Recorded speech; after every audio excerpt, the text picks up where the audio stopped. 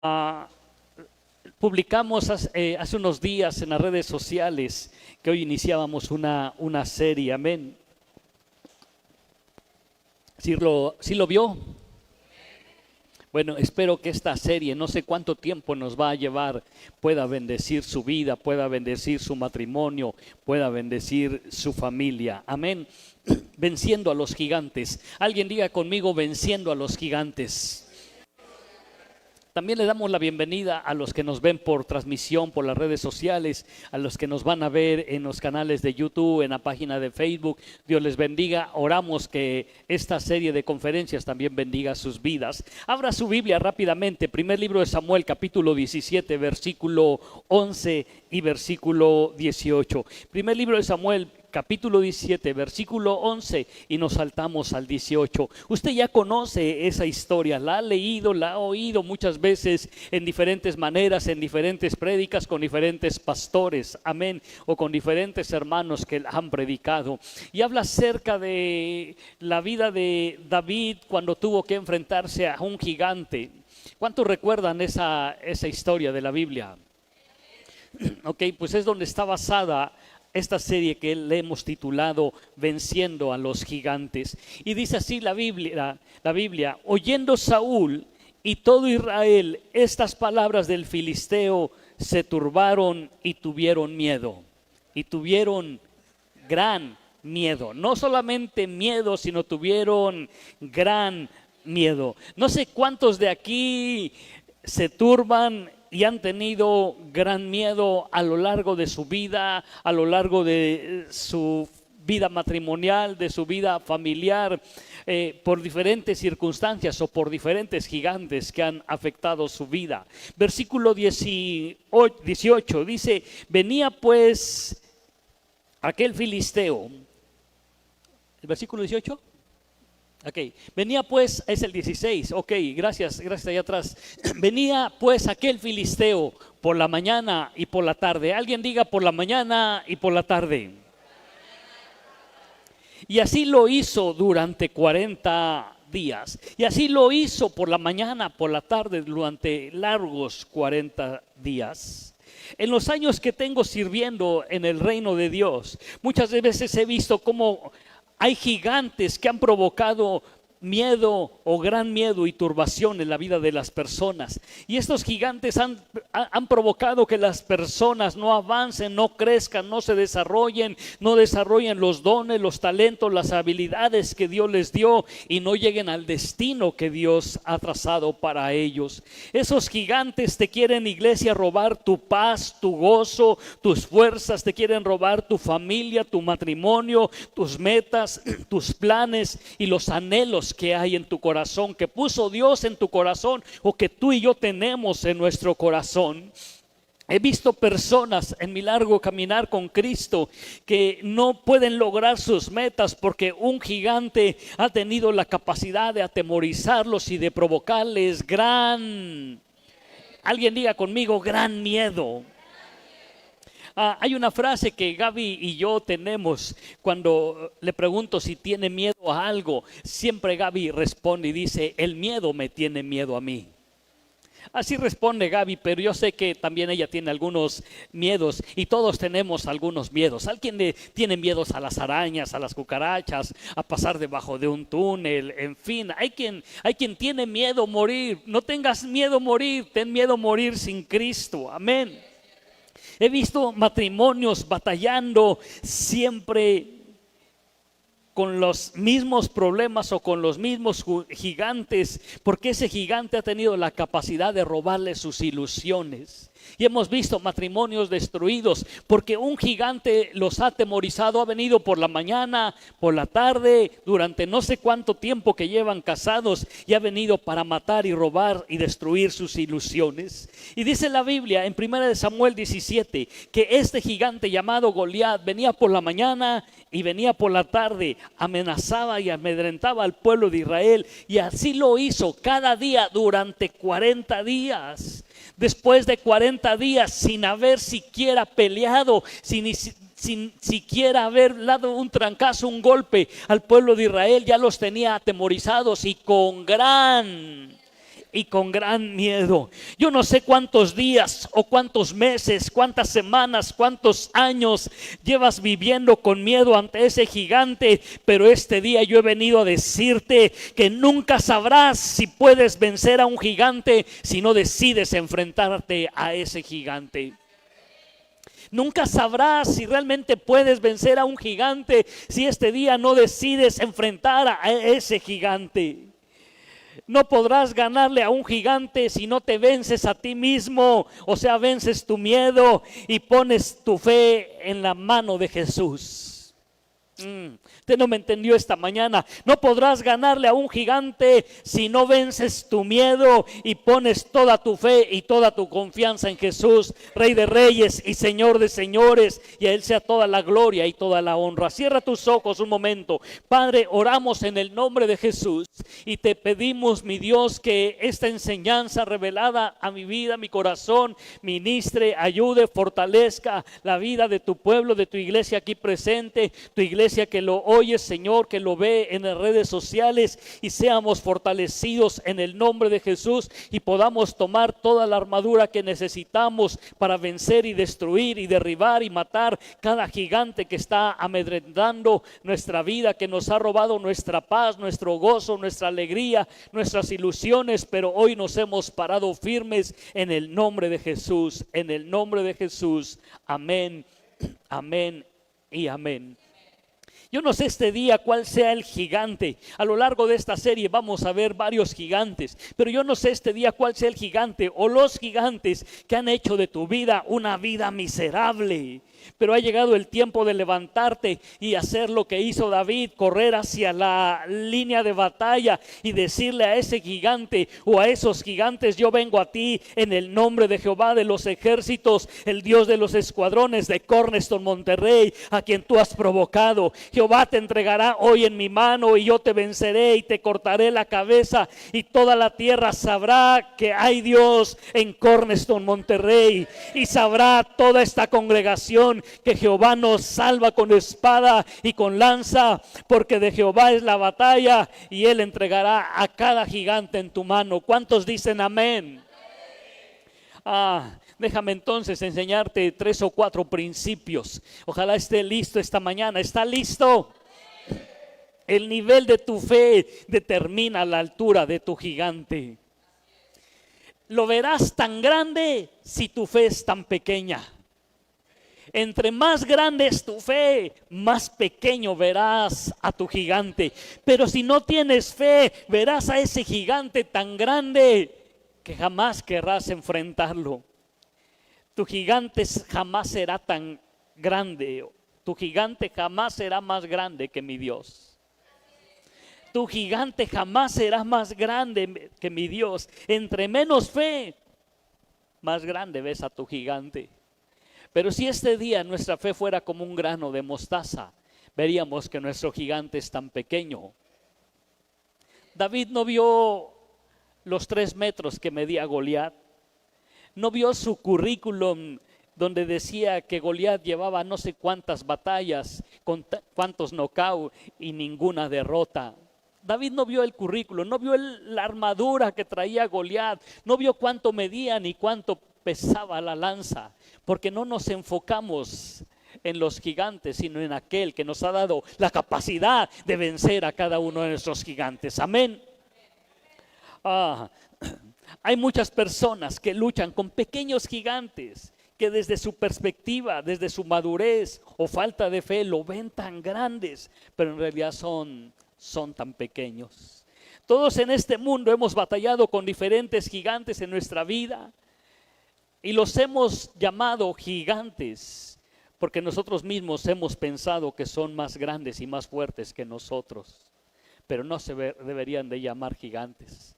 Esta serie se debería de llamar Venciendo a los enanos, pero le hemos titulado Venciendo a los gigantes. Y vemos difícil vencerlos y muchas veces nos da temor, miedo a hablar de ellos. Hay quien le da miedo hablar de cada uno de esos gigantes porque ha sido tan fuerte el temor que te ha infundido que piensas que jamás podrás vencerlos. Pero en la vida no triunfa aquel que se lamenta de sus problemas, sino el que resuelve sus problemas. En una ocasión entrevistaron a un exboxeador, yo creo que se han de acordar de Mike Tyson. ¿Quién se acuerda de Mike Tyson? Para el peso en que boxeaba, que era peso completo, era un boxeador de estatura pequeña, aunque medía como 1,80, era grande, pero para el peso completo era un boxeador pequeño. Y un día lo entrevistaron, le dijeron: Mike Tyson, ¿por qué tú, siendo más pequeño que todos tus contrincantes, tienes la capacidad de vencerlos si son gigantes comparado con tu estatura? Y Mike Tyson respondió estas palabras y dijo: cuando yo subo al ring y los miro, con la pura mirada ya los destrocé, con la pura mirada ya les gané, porque los miro con un odio tan odio, pues, con el afán y el propósito de destruirlos, que con solo la mirada ellos suben habiendo sido derrotados. Lo único que hago es meterles 2, 3 golpes y caen, pero ya los vencí con la mirada. Y muchos de esos gigantes solamente te están viendo, y con la sola mirada han sido capaces de robarte tu paz, tu gozo, tu alegría, en fin. Pero el deseo de Dios es que podamos convertirnos en matagigantes o mataenanos, como quiera usted decirle. Así que a lo largo de este estudio, de esta serie de conferencias, no sé cuántos domingos, semanas, meses nos va a llevar, porque la he ampliado para ti y para mí, para que sea una bendición. Pero a lo largo de esta conferencia vamos a ser confrontados por la palabra de Dios, pero es con el propósito de vencer a esos gigantes y de que hoy decidamos no ser sus presas. ¿Cuántos dicen amén? Entonces déjeme hablarle de un gigante, el gigante número 1. No quiere decir que sea el más fuerte, no los he numerado por el más fuerte o el más débil, porque para muchos será el más fuerte, para otros va a decir: para mí eso no es un gigante. En fin, cada uno va a ver los diferentes gigantes de acuerdo a su perspectiva y de acuerdo a su nivel de fe. Pero es uno de los gigantes que se me dificulta un poco hablar o pronunciarlo, más bien, por eso lo traje un poquito más grande. Así que si ve que agarro el papel es porque se me dificulta pronunciarlo. No sé por qué. El gigante de la ociosidad. Alguien diga conmigo: el gigante de la ociosidad. Y vamos a Jueces capítulo 18. Jueces capítulo 18, versículo 7. Rápidamente, Jueces capítulo 18, versículo 7.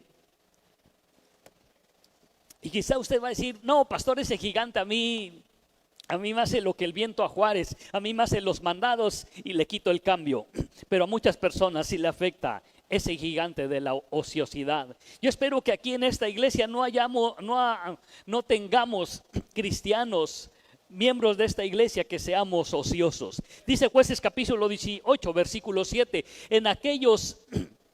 Entonces aquellos 5 hombres salieron y vinieron a Lais, y vieron que el pueblo que habitaba en ella estaba seguro, ocioso y confiado. Alguien repita conmigo esas 3 expresiones: seguro, ocioso y confiado. Una vez más. Conforme a las costumbres de los de Sidón, sin que nadie en aquella región les perturbase en cosa alguna. Ay, pastor, ya nos va a empezar a perturbar. Si estás con ociosidad, llámale perturbación, pero lo que quiero es que venzas a ese gigante. Ni había quien poseyese el reino, una falta de autoridad, y estaban lejos de los sidonios y no tenían negocio con nadie. ¿Puede leerlo a la de 3? 1, 2, 3.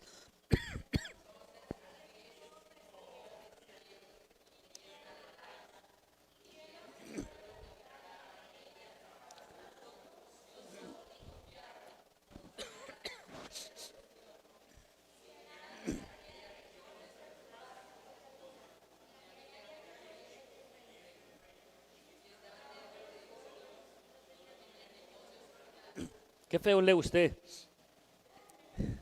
Ociosidad. Dice el diccionario: se aplica a las personas que no tienen obligaciones ni cosas que hacer, porque no tienen trabajo o porque lo han terminado y no son capaces de ver qué más puedo hacer. Mis padres nunca nos dejaron estar ociosos. Yo hubiera querido tomar siestas. Nunca nos dejaron estar ociosos. Terminabas algo, ya te tenían una tarea asignada. Los que somos de esa época sabemos de qué estamos hablando. Y terminabas esa tarea y pensabas, ahora sí voy a ver El Chavo del Ocho, porque era lo único que había en la televisión, no había tanta basura como hoy en día. ¿Y qué Chavo del Ocho? Y no podías grabarlo porque todavía no se inventaban las videocaseteras para grabar el programa del Chavo del Ocho y verlo en repetición. Y ya te tenían otra tarea. Deseabas con todo tu corazón que llegara la noche para irte a dormir. Y aún así todavía te mandaban a lavarte las patrullas por si había algún aroma y ya entonces podías llegar a la cama. Número 2, se aplica a las personas que están descansando o haciendo una pausa muy prolongada en el trabajo o en una actividad. Hay personas en los trabajos que como son ociosos, se les llama tiempos muertos. Jefe, voy a ir al baño. Y no sé si está enfermo del estómago o fue a limpiar el baño y después, porque se tardan más del tiempo establecido. Número 3, que no sirve para usarse, que no tiene provecho ni sentido o que es inútil. Eso lo traduce el diccionario sobre la definición de ociosidad. Veamos los síntomas de la ociosidad. Quizás usted puede decir, pastor, yo no soy ocioso. Está bien si no es ocioso, pero a alguien le va a bendecir esta prédica. Síntomas de la ociosidad. Jueces 18:7. El pasaje que acabamos de leer nos habla de 5 síntomas. Número 1 dice que se sentía el pueblo seguro. Número 2, que se sentía confiado. Número 3, sin que nadie los perturbase. Una persona ociosa, en cuanto le dices ponte a hacer algo, ya lo estás perturbando y se va a molestar. ¿Cuántos de los que somos padres y tenemos hijos y de repente los vemos que se están echando un coyotito, una pestañita, un sueñito, una siesta, como usted quiera llamarle, y le dices, oye, pues ponte aunque sea a limpiar tu cuarto? Se enojan. No levante su mano para que no se sientan los niños, pero puede pasar eso, porque hay tiempos muertos de ociosidad. Y número 4 dice que estaban sin gobierno. Y número 5, no tenían amistad con nadie. Esos son algunos de los síntomas de una persona ociosa, que se siente seguro. Cuídate de esos síntomas que te llevarán a estar ociosos, porque entre más tienes esos síntomas, más vulnerable eres para los ataques del enemigo y para continuar siendo una persona ociosa. Número 1, seguro. Y no se refiere a la seguridad que tenemos por medio de la fe en Cristo Jesús. No me malentienda. Qué bueno que nosotros tenemos una protección, la protección de Jesucristo. La sangre de Jesucristo nos limpia, nos cubre. Qué bueno por eso. Pero cuando dice este pasaje que ese pueblo se sentía seguro, más bien se refiere a una actitud de conformismo o de estancamiento. Ya tengo mi casa, ya tengo mi carrito, hay más o menos algo con los gastos, la estoy librando una vez cada 2-3 meses, como en un restaurancito, en fin, me la voy llevando y no nos esmeramos por superarnos, y eso nos lleva a la ociosidad, porque te sientes seguro con lo poquito que has logrado. ¿Sabe, iglesia? El día que dejemos de pensar que lo hemos logrado todo, es el inicio de una vida de decadencia. Pablo decía, no he pensado que ya lo he logrado todo, sino cada día prosigo hacia la meta. Que cada día prosigas a la meta. Siempre hay algo que hacer.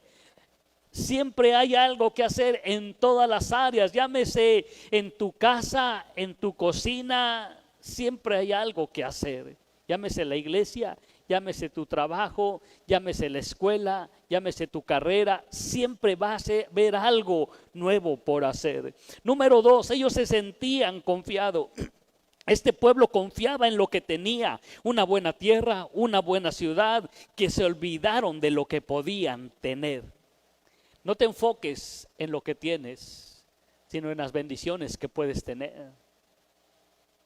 Cuando tú y yo ponemos nuestra confianza en las cosas materiales que tenemos y nos olvidamos de agradecer a Dios, en ese momento inicia una vida de ociosidad, porque no empezamos a orar, ni a clamar, ni a buscar la presencia de Dios por algo más. ¿Será pecado que tú anheles pedirle una casa nueva a Dios? Iglesia, ¿será pecado? Yo creo que no. Yo creo que Dios quiere bendecirnos y quiere prosperarnos. Mi esposa y yo estamos orando por una casa, pero una casa de una sola planta. No quiero una casa donde tenga que subir escaleras. Ya se cayó ella, ya me caí yo, y sé que vendrán los años en los cuales acabará la juventud. La guapura no, pero la juventud sí. Y nos costará trabajo subir las escaleras. Y estamos orando por una casa de una sola planta. Llegará el momento que nada más quedemos ella y yo en la casa, y la esté correteando ahí en la casa para tener avivamiento, pero si está más grande la casa, pues cuando me canse de correr, ya ni siquiera un beso le voy a poder dar. Perdón. Número 3, dice que este pueblo estaba sin perturbación. A este pueblo de Lais nadie los perturbaba. Habían caído en una línea de confort, que no estaban preparados para enfrentar a un enemigo. Así tú y yo a veces pensamos que como en nuestra vida todo marcha bien, sin ningún tipo de perturbación, comenzamos a descuidar áreas de nuestra vida. Pero Dios necesita sacarnos de nuestra línea de confort y comenzar a forjarnos, comenzar a prepararnos para el siguiente nivel. El que no tengas problemas ahorita y todo marche bien en tu casa, no quiere decir que tengas un área de confort. Quiere decir que Dios quiere sacarnos de esta área de confort para llevarnos al siguiente nivel. ¿Cuántos están dispuestos? Quizás confort pueda ser estancamiento, pero mi Biblia dice: mas a Dios gracias, el cual nos lleva siempre de triunfo en triunfo. ¿Cómo vas a medir un triunfo si no te enfrentas a un gigante? Imagínate David, ¿cuál sería su plática por los siguientes días, semanas o meses de David? ¿Cuál sería su plática? Yo me eché a Goliat, yo le gané a Goliat con una piedrita, mira, y con su misma espada le corté la cabeza. ¿Cuál sería la plática de la gente que estaba allí amedrentada porque venía en la mañana, venía en la tarde durante 40 días? Un chamaco flaco con una piedra y una onda nos puso el ejemplo que sí se puede vencer a un gigante. Un chamaco que no tiene fuerzas, que tú lo veías medio fresón, medio guapetón, que tú lo veías todo ñango, o sea, tiene la capacidad de vencer a un gigante. Y nosotros que estábamos entrenados para la batalla, le teníamos miedo a ese gigante. Número 4, dice que este pueblo estaba sin gobierno. Cada quien hacía lo que quería, como lo quería y a la hora que quería, y no había una autoridad que pusiese orden. La ociosidad abunda en los hogares cuando tú y yo como padres dejamos que nuestros hijos hablen lo que quieran, hagan lo que quieran, coman lo que quieran y digan lo que quieran y lleguen a la hora que quieran. Abunda la ociosidad cuando dejamos eso, porque la ociosidad la ociosidad es el resultado de una falta de gobierno o una falta de autoridad. ¿Cuántos han oído la frase que dice que cuando el jefe no está? ¿O cómo dice? ¿Cómo? Díganlo si se lo sabe, pues. Cuando hablo con una compañera, de repente le hablo a Querétaro y sé que no está el director, le digo, ¿estás de vacaciones? Y me dice, sí, Efra, sí. Y yo le digo, pues, te voy a dar trabajo, ¿me puedes ayudar con un reporte? Ya me arruinaste mis vacaciones. Pero lo decimos de broma solamente. Pero una falta de autoridad, el resultado de una falta de autoridad te lleva a ser una persona ociosa, sin gobierno. ¿Cuántos quieren que sea Dios el que gobierne sus vidas? Pues cuando decidimos eso, o cuando decimos amén, entonces es porque estamos dispuestos a decirle: Dios, ajusta mi vida, haz cambio en mi vida. Y cuando lleguen los cambios, entonces nos cuesta trabajo obedecer. Una persona ociosa, tú dile, quiero que hagas esto en la mañana, a mediodía y en la tarde. En ese momento va a cambiar su actitud. Porque el vencer la ociosidad necesita un cambio de mente y un cambio de corazón y un cambio de actitud. Número 5, ese es un síntoma de la ociosidad. Tampoco nos vayamos al extremo. Dice que no tenían amistad con nadie. Tampoco quiere decir que, ay hermano, yo tengo 5,200 millones de seguidores en el Facebook. No. Esos son seguidores, son contactos. Estamos diciendo de amistad con alguien. Este pueblo no tenía negocios con nadie y por lo tanto nadie quería hacer negocios con ellos. Y no estoy diciendo que quiero que hagas sociedad de negocios con algún hermano de la Red Cornerstone. No estoy diciendo esto. Estoy diciendo que es muy importante que tú y yo tengamos una buena relación de amistad, primero con nuestra familia de la sangre y después entre los hermanos de la iglesia. No te aísles. Si estás en tu casa sin hacer nada, si estás en tu casa haciéndote, siempre hay algo que hacer. Yo entiendo que hay veces que ya terminaste de hacer tus actividades, tus quehaceres y quieres tomar un descanso, está bien. Quieres ver una película, está bien, pero no lo agarres como un estilo de vida. La ociosidad puede convertirse en un estilo de vida para alguien que no está dispuesto a vencer a ese gigante de la ociosidad. Pero siempre hay algo que hacer en casa. Siempre hay algo. ¿Sabe? Cuando prendo la computadora, los domingos no la debería de prender. Y en cuanto la prendo, me acuerdo que hay cosas que hacer de la empresa, algún reporte que tengo que avanzar. De repente vengo manejando y viene mi esposa allí y me acuerdo de 5 pendientes. Dije, saca esa libreta y apunta, pendiente número 1, 2, 3, 4, 5. Cuando llego a la casa, empiezo a hacer uno y otro pendiente. Siempre hay algo que hacer. ¿A cuánto les gusta mucho su cama porque llegan tan cansados? Siempre hay algo que hacer. Yo sé que todos llegamos cansados del trabajo, después de varias horas de trabajar, de estar asoleándote, después de tomar un camión, otro camión, después de manejar 10 horas, después de tomar un vuelo de 5 horas. Sé que todos deseamos llegar a descansar. Regresamos la pastora y yo de un viaje de 3 días maravillosos allá en una bonita playa y lo que quería yo pues es descansar. ¿Por qué no fue a descansar, pastor? Pues sí, pero creo que llegué más cansado que si me hubiera quedado en la casa, o no sé, bien disfrutado, bien contento, pasamos un tiempo maravilloso orando, buscando la presencia de Dios, pero llegamos a trabajar, llegamos a hacer cosas. Así que no te aísles. Una persona ociosa es una persona que se aísla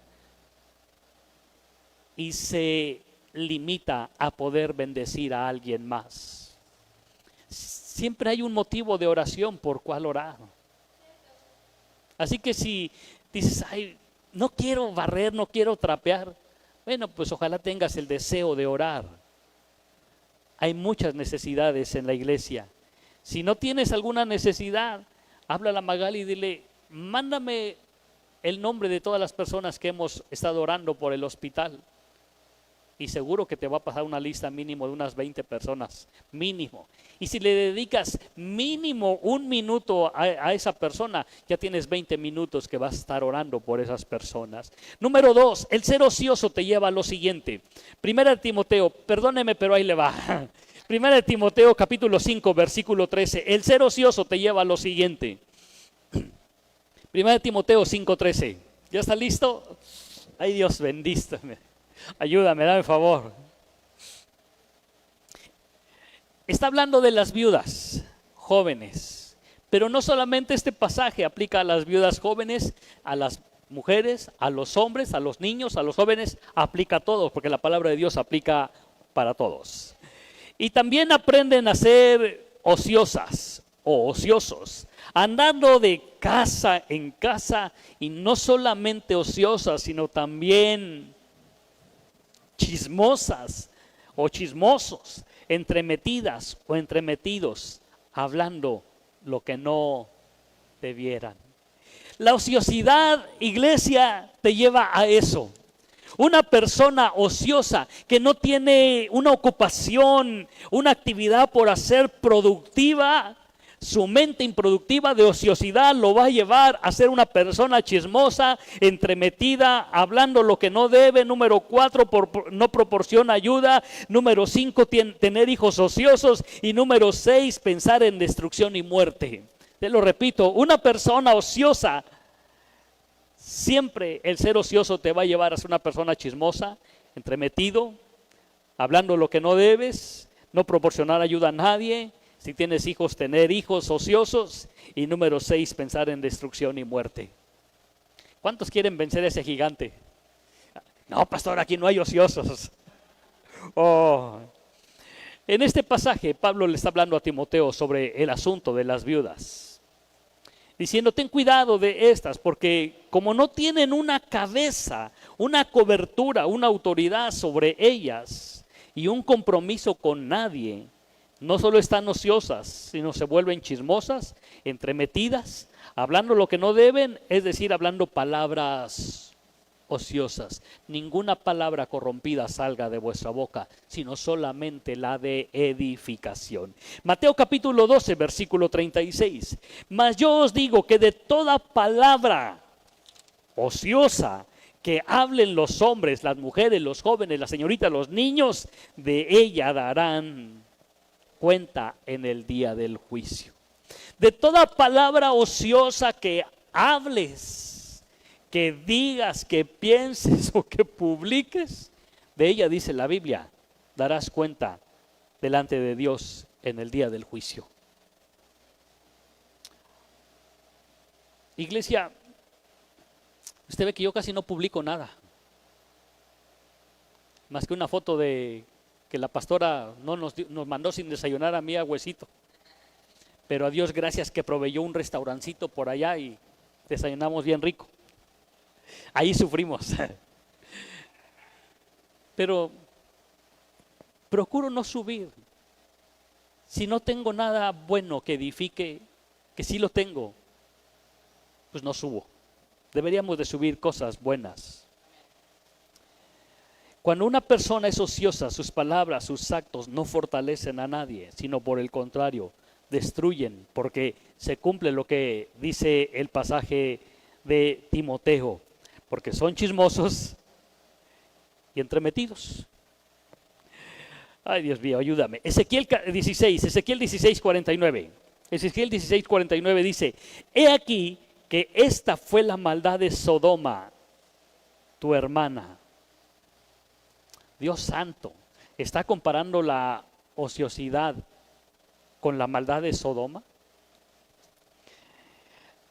He aquí que esta fue la maldad de Sodoma, tu hermana: soberbia, saciedad de pan y abundancia de ociosidad tuvieron ella y sus hijos, y no fortaleció la mano del afligido y del menesteroso. Deja ahí ese pasaje. Qué tremendo dice esta palabra, que cuando una persona está más interesado en saciar su vientre de pan, es decir, en las cosas materiales, la abundancia de su ociosidad le lleva a enseñarle eso mismo a sus hijos. Y después decimos: pastor, iglesia, ayúdeme a orar porque mis hijos ya no quieren venir a la iglesia. Los dejaste estar de ocioso. Pastor, ayúdeme porque siento que traemos una maldición de pobreza. ¿No será que fue el resultado de tu ociosidad? Jóvenes que están estudiando tienen una capacidad increíble en el cerebro y no utilizan ni siquiera el 0.1%. Alguien hizo un estudio y dice que el cerebro humano tiene la capacidad de grabar 300 años de películas, 300, y aprenderlas. Quiere decir que tienes una capacidad. No estés de ocioso. Si tienes la oportunidad de tomar un curso, tómalo. Si tienes la capacidad de aprender un idioma, aviéntate. Si tienes la capacidad en tus ratos de ocioso de tomar un curso de cocina, de carpintería, de lo que sea, aviéntate. Porque llegará el día, llegarán los años cuando digas no tengo contentamiento. Llegarán los años cuando tengas una edad avanzada y muchos de nosotros quisiéramos regresar el tiempo atrás y aprender inglés. Y lo único que tenemos es la capacidad de oírlo 100%, pero no entendemos nada.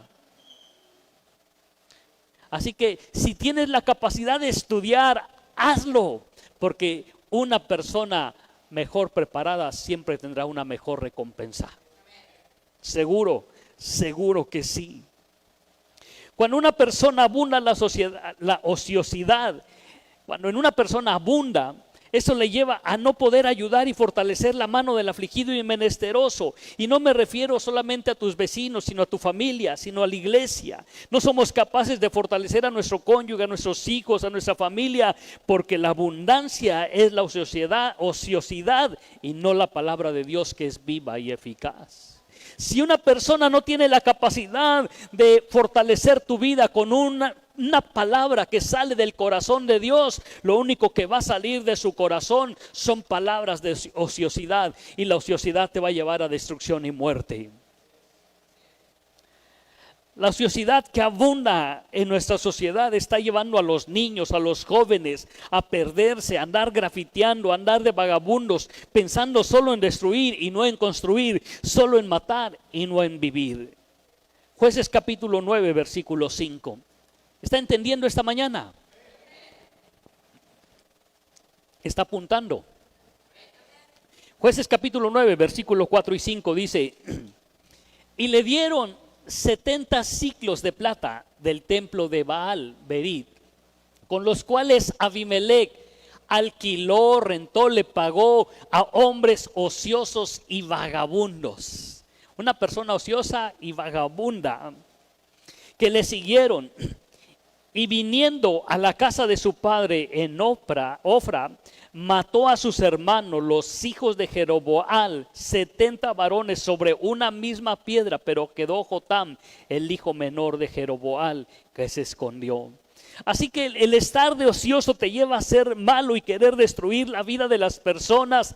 Las ves que Dios la está levantando, la está bendiciendo, la está usando poderosamente, pero tú, como estás de ocioso, te lleva a tener celos, que quieres destruir la obra de Dios que está haciendo en esas personas. Llámale tu esposa, llámale tu esposo, llámale tus hijos, llámale tus padres, llámale como quieras. Así que cuando ves que Dios está bendiciendo a alguien más, qué bueno. Hay un pastor joven que tiene menos tiempo de haber iniciado su iglesia, y Dios ya le permitió comprar su terreno y está construyendo. Y cada que veo, y hace unos días fueron a no sé qué país, a Costa Rica, 10, 15 hermanos de la iglesia a hacer trabajo de misioneros.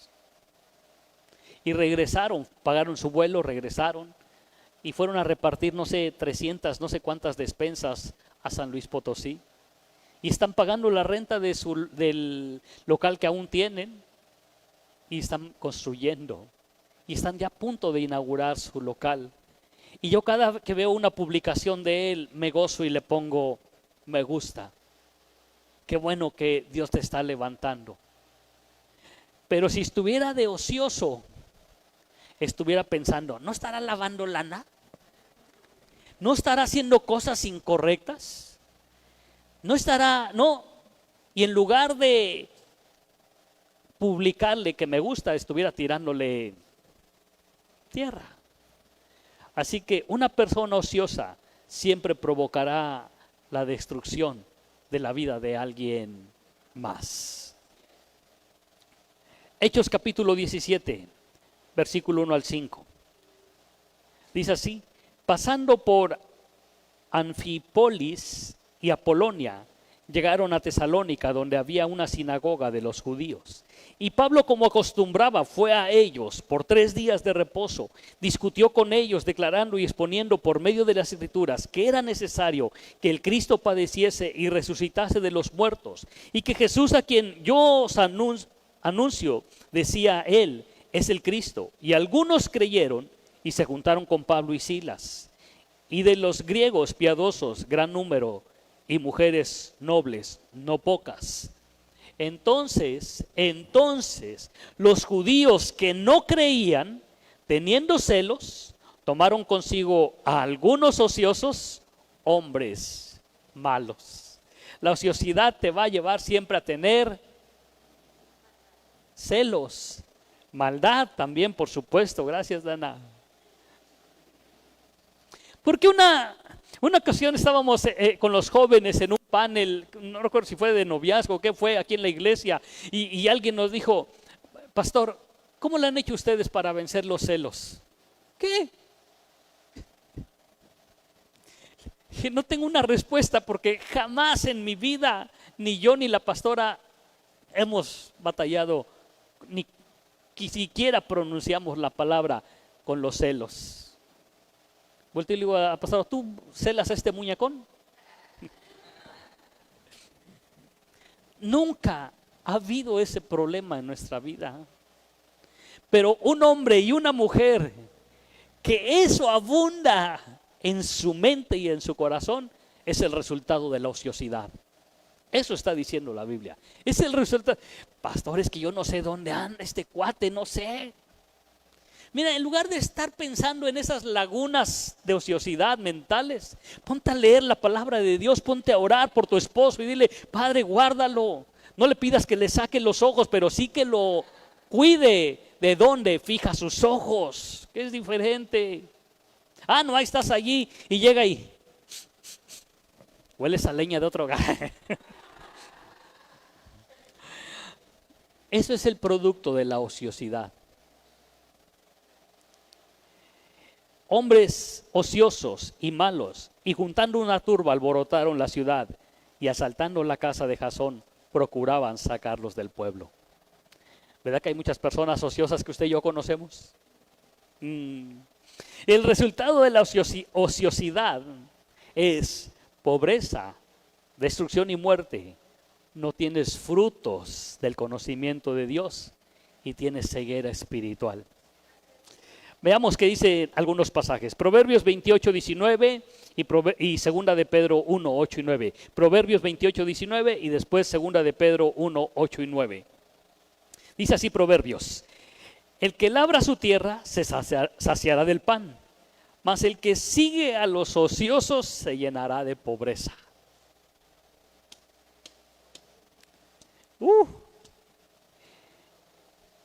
Por eso a veces el resultado de la pobreza no es el resultado de una maldición hereditaria, es el resultado de la ociosidad. Segunda de Pedro 1, 8 y 9. Porque si estas cosas están en vosotros y abundan, no os dejarán estar ociosos ni sin fruto en cuanto al conocimiento de nuestro Señor Jesucristo. Pero el que no tiene estas cosas tiene la vista muy corta, es ciego. Así que una persona ociosa tiene ceguera espiritual. Lo único que ve es lo que ve su nariz. Pero una persona que se dedica al conocimiento, al estudio de la palabra de Dios, siempre tendrá visión. Siempre tendrá visión. ¿Ha aprendido esta mañana? Bueno, ahora viene lo chido. ¿Cómo vencer la ociosidad? ¿Cuántos quieren vencer la ociosidad? Vamos a segunda de Pedro, capítulo 1, versículo 1 al 9. Segunda de Pedro 1, 1 y 9, al 9. Como todas las cosas, segunda de Pedro 1, 1 al 9. Padre, creo que últimamente estoy equivocando en las... Alguien búsquelo, dice, o el 3, a ver el 3. El 3 dice, como todas las cosas que pertenecen a la vida y a la piedad, nos han sido dadas por su divino poder, mediante el conocimiento de aquel que nos llamó por su gloria y excelencia. Versículo 4, por medio de las cuales nos ha dado preciosas y grandísimas promesas. Dile al que está a tu lado derecho o lado izquierdo, te ha dado preciosas y grandísimas promesas. ¿Para qué?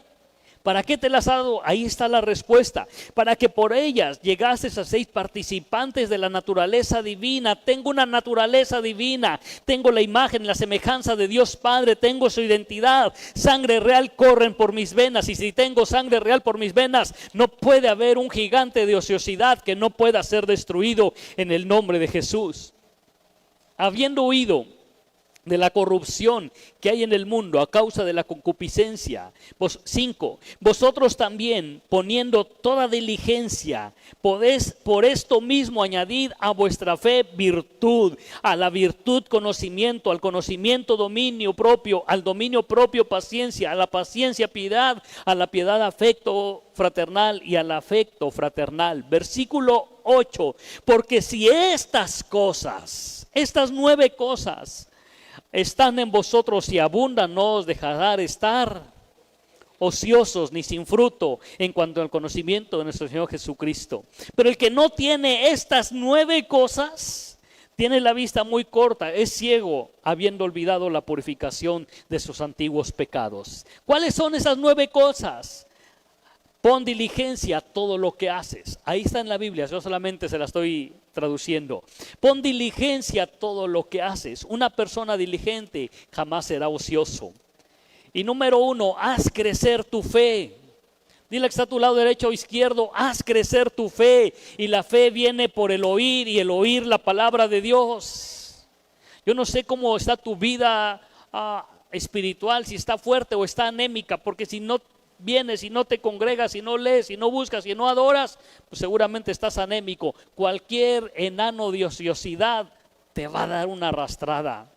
Número 3, a tu fe añádele virtud, a la virtud añádele conocimiento, al conocimiento añádele dominio propio, al dominio propio paciencia, a la paciencia piedad, a la piedad afecto fraternal y añade amor a todo lo que hagas. Si estas 9 cosas están en tu vida, no te dejarán estar ocioso.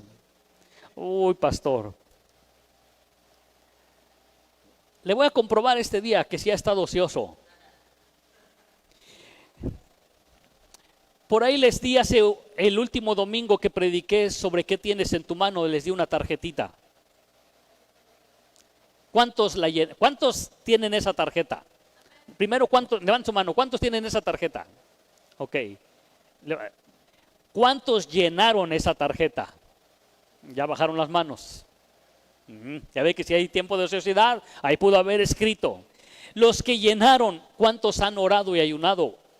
De ese día a hoy, no del miércoles que ayunamos, el primer miércoles, no. ¿Cuántos han orado y ayunado por lo que puso en esa tarjeta?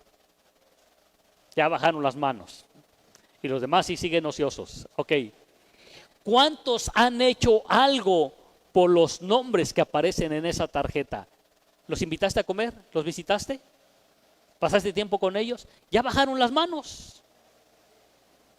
¿Se da cuenta que si hemos estado de ociosos?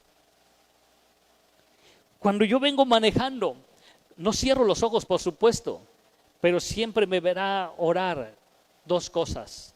Dios, dame sabiduría, porque las he aprendido del pastor Ofid. Y la otra siempre es, ten misericordia de mí. Dios, quizás le he regado hoy. Ten misericordia de mí. Y antes de irme a dormir y ya estoy despierto, digo, Dios, ten misericordia de mí. Ocupa tu mente en algo más que estar pensando en la rosa de... Que estar pensando, ay, ya voy a ver al chavo que me gusta, ya voy a ver al compañero del trabajo que... ¿Se da cuenta que sí somos ociosos? ¿Se lo acabo de comprobar, sí o no?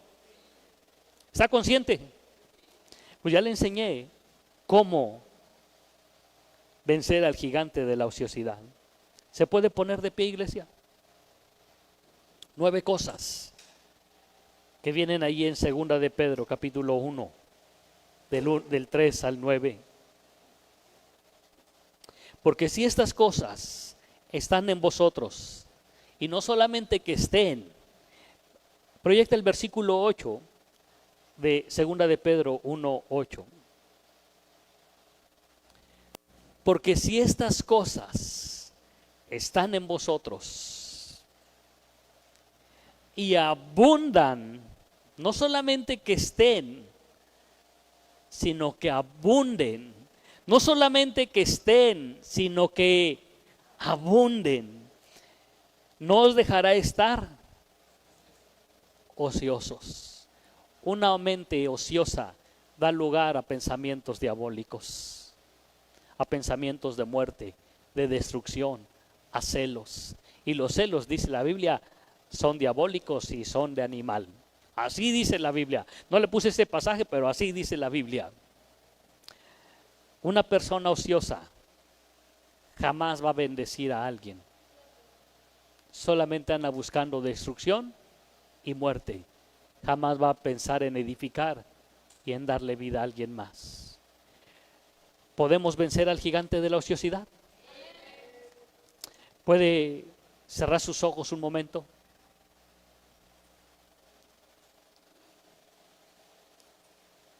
No lo mires tan grande a ese gigante.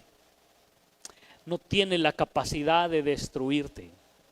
No tiene la capacidad de amedrentarte. Y no tiene la capacidad de robarte tu paz, tu gozo, tu alegría. Porque mayor es el que está con nosotros. Por años ese gigante, ese enano ha estado afectando tu vida. Ya no más. Párate firme. David corrió hacia la línea de batalla. David corrió hacia la línea de batalla y dijo: ya no más. No más un gigante, un filisteo incircunciso amedrentará al ejército del Dios viviente, a los escuadrones de Jehová de los ejércitos.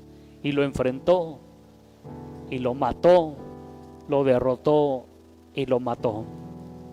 Así que este día tienes solamente una opción, no hay dos. Mañana lo venzo. No, solamente tienes una opción, es hoy.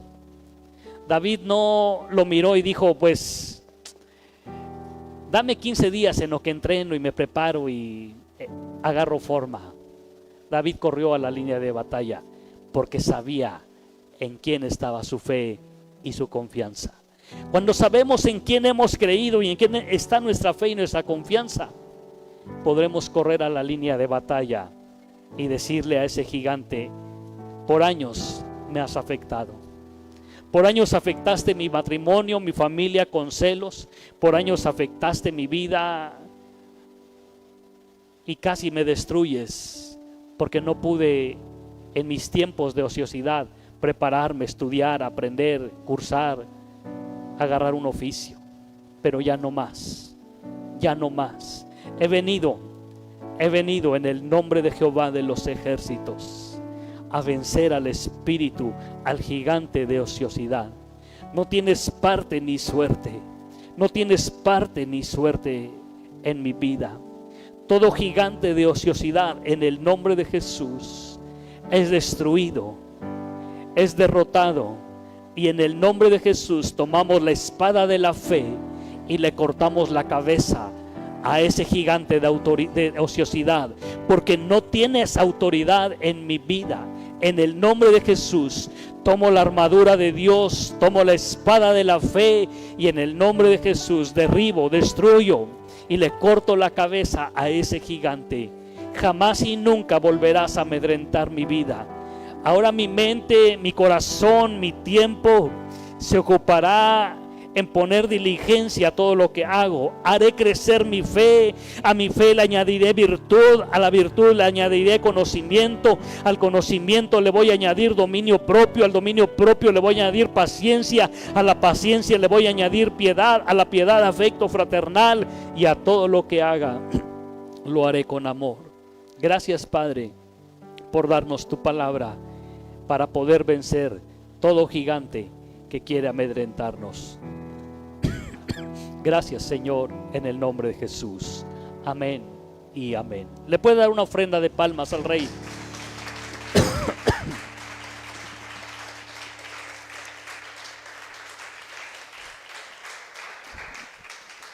Iglesia, no te pierdas esta serie. Va a ser una bendición. Hace muchos años la compartí en la iglesia. Quizás muchos de los que la oyeron ya no están. Levante su mano quien la escuchó todavía. Ok. Está aumentada, corregida. Y desde que la escribí, no la tomé de ningún libro más que de la inspiración de Dios. Dios la puso en mi corazón. Y desde hace años me hubiera gustado escribirla en un libro. Ayúdeme a orar. Quisiera escribirla. Y quisiera escribir mi primer libro después de terminar de predicarle esta serie. No sé si llamarla Venciendo a los Gigantes. Y entre paréntesis, no son gigantes, son enanos. Pero si Dios lo permite, que así sea. Pero si no lo permite, que sea de una bendición para su vida. Dios le bendiga, iglesia. Den un aplauso a nuestro Dios.